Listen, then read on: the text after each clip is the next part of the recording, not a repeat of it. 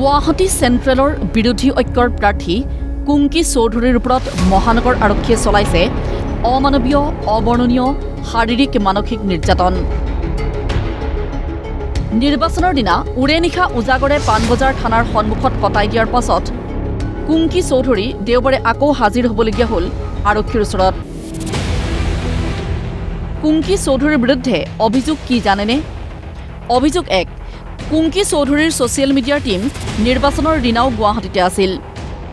নিৰ্বাচনী বিধিমতে তেওঁলোক হেনো সমষ্টিত থাকি প্ৰাৰ্থীৰ ওচৰে পাজৰে থাকিব নোৱাৰে। অভিযোগ 2, ভোটগ্ৰহণ চলি থকাৰ সময়তো কুংকি চৌধুৰীয়ে ভোটাৰক প্ৰভাৱিত কৰাৰ চেষ্টা কৰিছিল। কেনেকৈ ক'ত প্ৰভাৱিত কৰাৰ চেষ্টা কৰিছিল তাৰ কোনো প্ৰমাণ নাই। এতিয়া কুংকি চৌধুৰীৰ অধিবক্তা শান্তনু বৰঠাকুৰৰ মুখেৰে শুনক কিমান গুৰুতৰ এইকেইটা অভিযোগ।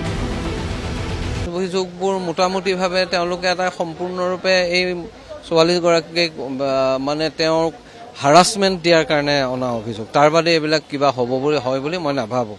আৰু এইটোও এটা কথা যে প্ৰথমতে আজি দুদিন আগপূৰ্বে তেওঁলোকক সকলোকে মাতি আনিলে, ৰাতি 12-1 বজাত গৈ মানুহক উঠাই আনিছে।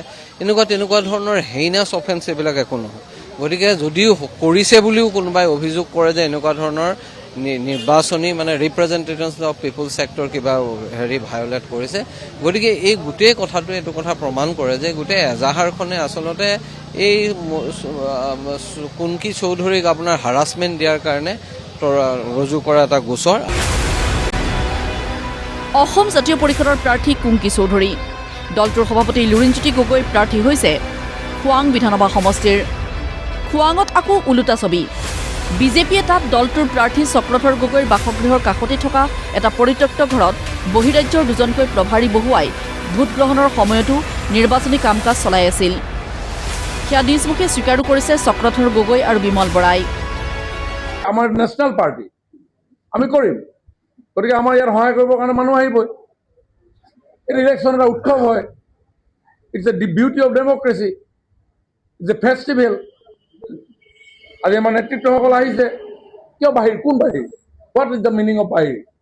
ভাৰতবৰ্ষখন বাহিৰ হ'ব পাৰে নেকি? এওঁলোকৰ এইবিলাক অভিযোগ কি?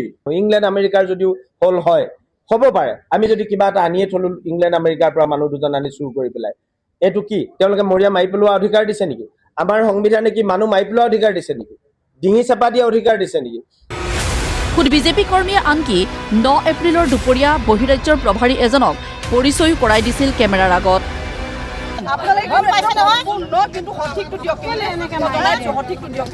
কাৰণ ইয়াত আজি কোনো বিজেপি কোনো এজিপি ক'বলগীয়া নাই। যিকেইটা ল'ৰা আহিছে একেবাৰে অভদ্ৰ ল'ৰা, মাইকী মানুহক কৈছে। আৰু এজন মানুহক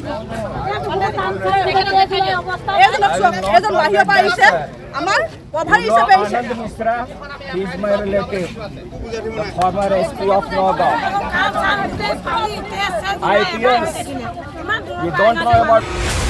তেন্তে দোষী কোন আৰু নিৰ্দোষী কোন? নিৰ্বাচনী বিধি অনুসৰি বহিৰাজ্যৰ পৰা অহা কোনো প্ৰভাৰী ভোটগ্ৰহণৰ দিনা থাকিব নোৱাৰে সমষ্টিত।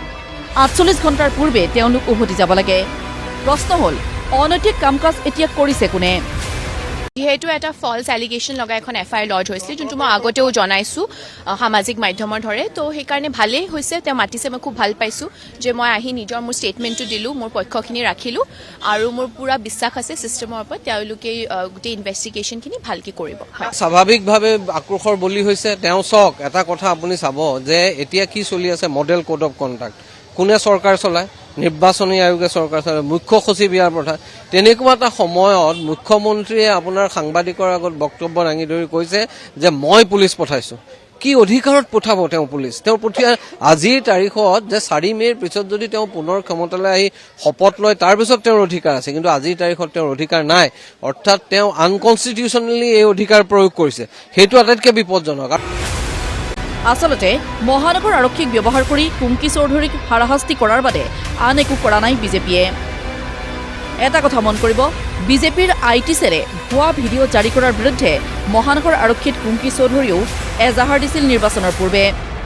পিছে কুংকি চৌধুৰীৰ অভিযোগ ৰুজুৱে নকৰিলে মহানগৰ আৰক্ষীয়ে। এইটো গোটেই ইনচিডেণ্টটো যোনটো হয় এইটো লৈ পেলাই মই ফাৰ্ষ্ট কমপ্লেইন দিছিলোঁ ইলেকশ্যন ডিষ্ট্ৰিক্ট ইলেকশ্যন অফিচাৰ আমাৰ কামৰূপ মেট্ৰক মই ফাৰ্ষ্টত এটা কমপ্লেইন দিছিলোঁ এই গোটেই চিটুৱেশ্যনটো লৈ আৰু তাৰ ওপৰত তেওঁলোকে এটা পাব্লিক নটিছো ইছ্যু কৰিছিলে সেই দিনাই সেই আবেলিয়ে তো সেইকাৰণে খুবেই ভাল হৈছে যে এইটো ইছ্যুৰ ওপৰতে তেওঁলোকে যিহেতু এতিয়া আকৌ ফল্ছ এলিগেশ্যন লগাইছে চ' মই আহি মোৰ যিখিনি ক'বলগীয়া কথা আছিলে মোৰ ষ্টেটমেণ্টছখিনি মই দিলোঁ হয় সেইটো লৈতো একো এতিয়ালৈ ব্যৱস্থা হোৱা নাই তেওঁলোকে কৈছে যে তেওঁলোকে কামবোৰ কৰি আছে কিন্তু ইমান সময় কিয় লাগিছে মই নাজানো হয় খবৰ অনুসৰি কেন্দ্ৰীয় গৃহমন্ত্ৰী অমিত শ্বাহৰ পোনপটীয়া প্ৰাৰ্থী বিজয় গুপ্তা তাতে স্কুটিৰ কমিশ্যন সূত্ৰে মুখ্যমন্ত্ৰীৰো নিজৰেই মানুহ বিজয় গুপ্তা গতিকে এনেহেন প্ৰাৰ্থী এজনক মাত্ৰ ২০-২৫ দিনতেই কুংকি চৌধুৰী নামৰ সৰু ছোৱালীজনীয়ে শলঠেকত পেলোৱাত ভীতিগ্ৰস্ত মুখ্যমন্ত্ৰীৰ মনত প্ৰতিশোধৰ জুই জ্বলিবই দিয়কচোন ব্যুৰ' ৰিপৰ্ট প্ৰতিদিন টাইম